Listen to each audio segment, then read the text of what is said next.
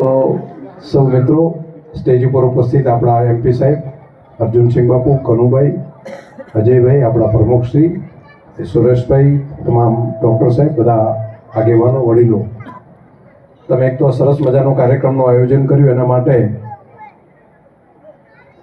તમારા સમગ્ર એસોસિએશનનો હૃદયથી ખૂબ ખૂબ આભાર માનું છું, ધન્યવાદ કહું છું. મને સુરેશભાઈને હમણાં મિત્રો બધા મળવા માટે આવ્યા અને કહ્યું કે આ કાર્યક્રમમાં તમારે આવવાનું છે, તારીખ નક્કી કરીએ. તો આમ તો દિવસ ઓછો હતો, 2 દિવસ જ બાકી હતા, અને છતાં પણ તમે આટલી મોટી સંખ્યામાં ઉપસ્થિત રહ્યા, તો તમામ મિત્રોનો હૃદયથી ખૂબ ખૂબ આભાર અને ધન્યવાદ પણ માનું છું.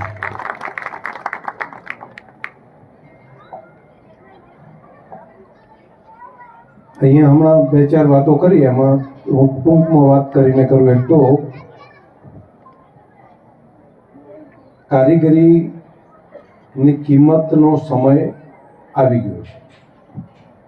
એટલે બ્રાન્ડિંગ અત્યારે મોટી બ્રાન્ડ હોય અને એનું દુનિયામાં ચાલે એવું નથી, ઓનલાઈન બ્રાન્ડિંગ થઈ રહ્યું છે. એટલે કોતરણી કામ જે રીતે, આપણું નકશી કામ જે પ્રમાણે આપણા કારીગરો પાસે છે, એને માત્ર મોટી બ્રાન્ડ સાથે જોડવું એવું જરૂરી નથી. કોઈ પણ જગ્યાએ તમે ગુણવત્તાની સાથે માર્કેટમાં વેચી શકો એ સમય આવી ગયો છે.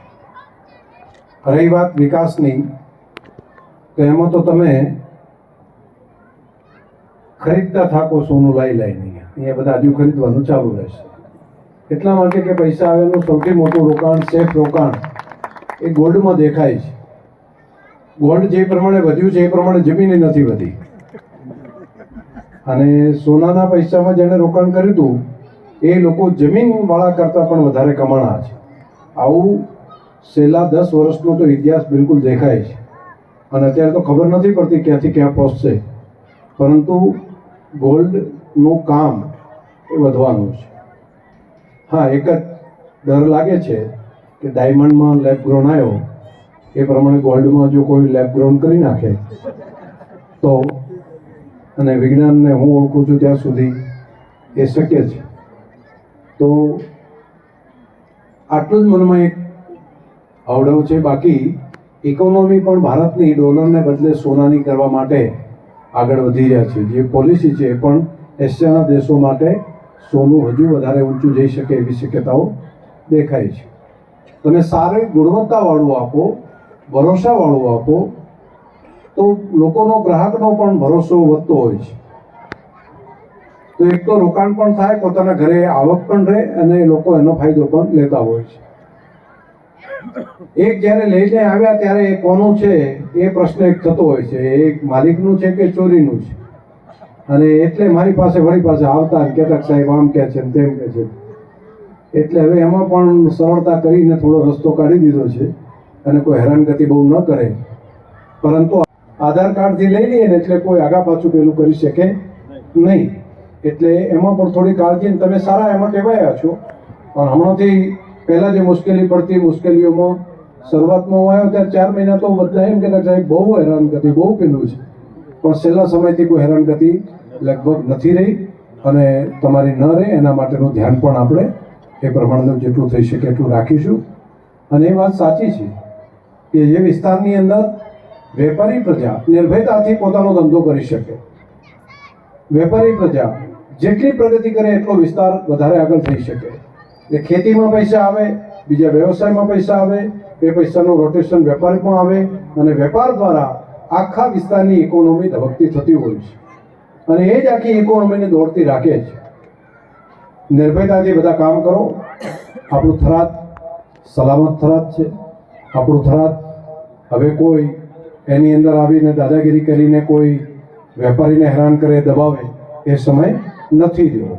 અને એ સલામતી સાથે આપણે ઓર તેજ ગતિથી આપણા થરાદને આગળ લઈ જશું. હજુ તમને વિકાસ દેખાય છે 2 વર્ષનો, 2.5 વર્ષનો, એ તો એક શરૂઆત કરી હતી. હજુ ઓર તેજ ગતિથી આગળ વધશે. હજુ વિકાસ વધારે તેજ ગતિથી આગળ વધશે. આપણું થરાદ શ્રેષ્ઠ બનશે. થરાદ સલામત છે, હજુ પણ ઓર તેજ ગતિથી એમાં ધંધા રોજગાર, એજ્યુકેશન આ બધું આગળ આવવાનું છે. રોડ રસ્તા જતા હશો તો પણ તમને દેખાતા હશે હાઈવે ઉપર જઈએ ત્યારે દેખાય, આવવાના રસ્તા હોય એના ઉપરથી દેખાય, પરંતુ આ એક શરૂઆત છે. આ શરૂઆતને ઓર તેજ ગતિથી આપણે આગળ લઈ જશું. મારે તમને આભાર માનવો પડે કે તમે મારા જન્મ દિવસે આજે મારું સ્વાગત કર્યું.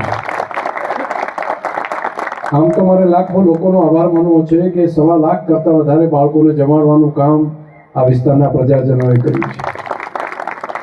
કેટલી ગૌ માતાને ઘાસ આપવાનું, ગોળ ખવડાવવાનું કામ કર્યું. કેટલી જગ્યાએ બ્લડ આપવાનું કામ કર્યું. એના કારણે ઉત્તર ગુજરાતની મોટા ભાગની લોહી માટેની જે લેબો છે એ લગભગ આજે બધી બ્લડ બેંકો હાઉસફુલ થઈ ગઈ છે, છલકાઈ ગઈ. મને કીધું સાંજે કે પૂરી થઈ ગઈ છે, મહેસાણાથી કરી પાટણ સુધીની. એટલા મોટા પ્રમાણની અંદર બ્લડ આપવાનું કામ લોકોએ સ્વયંભૂ કર્યું. મને ખબર જ નથી, પરંતુ લોકો ચારે બાજુથી લાગ્યા. અને સોશિયલ મીડિયાથી મને માહિતી અત્યારે મળે છે કે અહીંયા પણ કાર્યક્રમ છે. અને અહીંયા જ નહીં, અમદાવાદમાં, ગાંધીનગરમાં, રાજકોટમાં, અહીંયા કચ્છમાં, દક્ષિણ ગુજરાતમાં, બધી જગ્યાએ બધા લોકો જે અદ્ભુત પ્રેમ આપ્યો છે, તમામનો હૃદયપૂર્વક હું આભાર માનું છું.